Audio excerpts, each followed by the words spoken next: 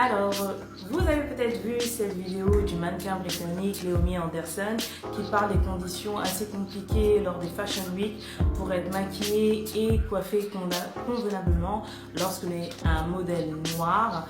On n'a jamais affaire à des personnes bienveillantes qui vont faire en sorte de vous sublimer.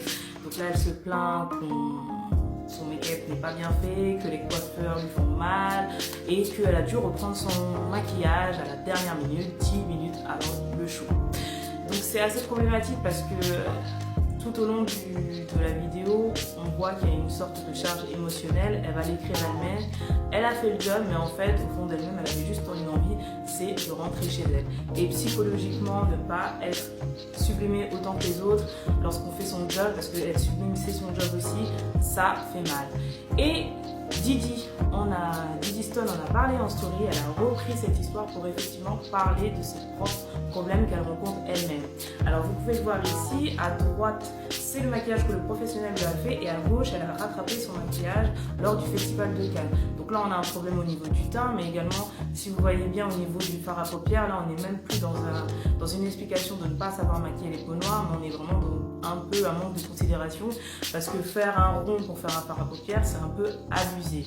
Donc elle a fait part de ces différentes expériences et la blogueuse Black Beauty Bag qui en avait parlé déjà auparavant, déjà en 2015, s'était associée avec la marque Make Up For Ever pour proposer une formation pour les maquilleurs, pour maquiller les peaux noires. Là, je vous propose des comptes Instagram. Donc là, c'est une française, French Touch Makeup, qui maquille aussi bien les peaux noires que les peaux blanches. Je vous propose une autre aussi, Makeup Artist Aurore Gerbia, qui fait tout type de peau. Et n'en parlons même pas de Priscilla Ono, qui est la maquilleuse de Rihanna, qui maquille tous les types de peau. C'est pour vous faire comprendre qu'aujourd'hui, c'est pas forcément que un manque de professionnalisme, mais aussi un manque de considération de la part des marques qui embauchent des maquilleurs qui ne maquillent qu'un certain type de peau. C'est-à-dire que le problème vient des marques, encore une fois, c'est comme l'histoire avec Coach et de l'hypocrisie.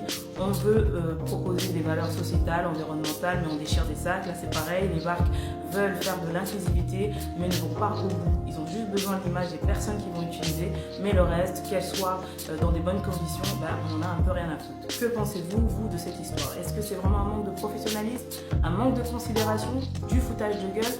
Qu'est-ce que vous en pensez?